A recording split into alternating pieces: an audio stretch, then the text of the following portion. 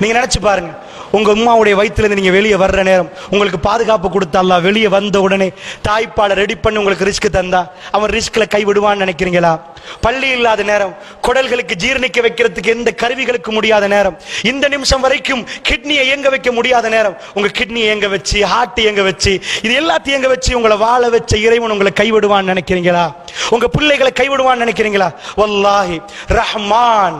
ரஹ்மான் அரபுல என்ன அர்த்தம் தெரியுமா? இரக்கமானவன் என்ற மட்டும் அர்த்தம் இல்ல.